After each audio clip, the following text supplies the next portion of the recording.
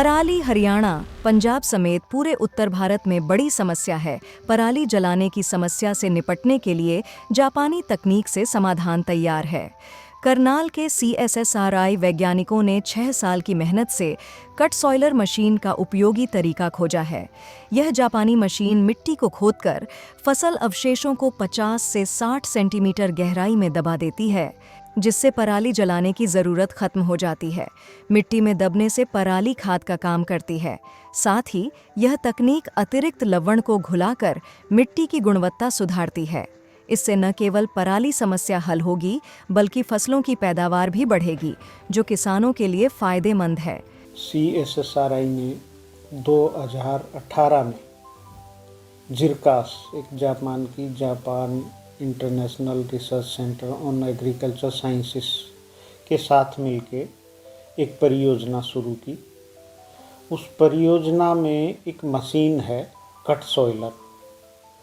इस मशीन की खासियत ये है कि ये मशीन 2-3 तरह से, हमने जो शुरुआत की थी वो की थी ड्राई लैंड सैलिनिटी को मैनेज करने के लिए।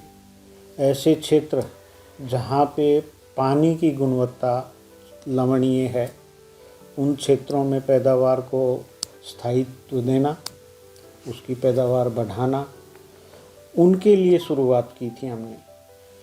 पर इसमें साथ में जब हमने देखा कि ये मशीन जब ट्रैक्टर के साथ चलती है तो जो सरफेस पे रेजिड्यू पड़ा होता है उसको लेके जाती है लगभग 50 से 60 सेंटीमीटर की गहराई पे, और उससे ये एक चैनल बनाती चलती है। उस चैनल के द्वारा पानी, नमक घुल के खेत से बाहर किए जा सकते हैं।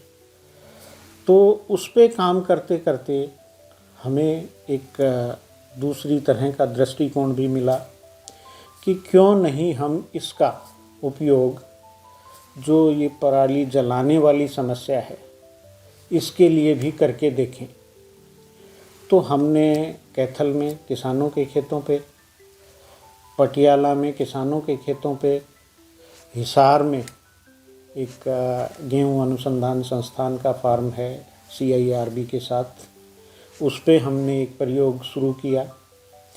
इसमें जो पराली मल्चर चला के जो पराली सरफेस पे पड़ी होती है, उस पराली को हमने देखा कि इसको हम कैसे मिट्टी में नीचे लेके जाएं।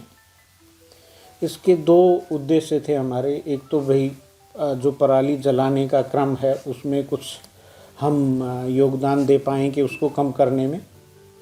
दूसरा ये था कि जब पराली को हम 50 से 60 सेंटीमीटर नीचे दबाते हैं तो उसकी जब डिकम्पोजिशन होती है, उसमें जो कार्बन की बात करते हैं हम, कार्बन डाइऑक्साइड एटमॉस्फेयर में बढ़ रही है, कार्बन को जब हम नीचे लेके जाते हैं तो वो जब मिनरलाइज होता है, डिकम्पोज होता है, तो उसमें से जो स्टेबल कार्बन बनता है, जिससे कि मिट्टी की भौतिक दशा, मिट्टी की रासायनिक दशा और साथ में जो जीवाणु हैं, जैविक दशा, उन सब में कैसे ये कार्बन एक तरह से इम्प्रूवमेंट कर सकता है, खाद का काम कर सकता है, मिट्टी में पानी सोखने की और पानी को अपने साथ सोख के रखने की।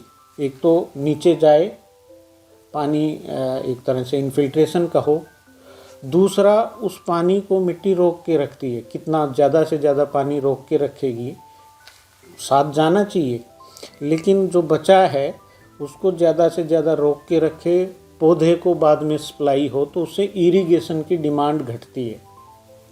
एक बार में ही दिया हुआ पानी ज़्यादा देर तक पौधे ले सकते हैं। तो उन सब एस्पेक्ट्स पे हमने जांच की, तो हमने ये पाया कि धान की जो पराली होती है वो लगभग 7 से 8 टन प्रति हेक्टेयर के आसपास आती है। उसका 80 से 85% हम नीचे लेके जा सकते हैं इस मशीन से एक बार चलाने से। तो एक तरह से हमने इस मशीन से कि धान की पराली को जो जलाने का क्रम है उसको तोड़ा, उसके साथ मिट्टी की उपजाऊ शक्ति को बढ़ाया, मिट्टी के पानी धारण की क्षमता है उसको बढ़ाया, और उससे जो पैदावार मिली वो भी हमने आंकी। तो उसमें धान में हमें लगभग 12 से 14% इंक्रीज़ मिला। गेहूं में इससे थोड़ा सा और ज़्यादा मिला, 16-17% के आसपास। और जो दूसरे उपयोग जो लवणीय मिट्टी थी उनमें किए गए, तो उनमें मेरे साथी डॉक्टर गजेंद्र हैं, उनके पास उसकी पूरी डिटेल्स हैं कि उनमें पैदावार में कैसे बढ़ोतरी हुई और जो लवणता है वो टाइम के साथ कैसे घटी मिट्टी की। तो उस तरह से हमें अब ये इस दिशा में हम चले हैं कि अब तक जो मशीन हमारे पास आई है वो अभी तक हमारे पास एक ही है जी।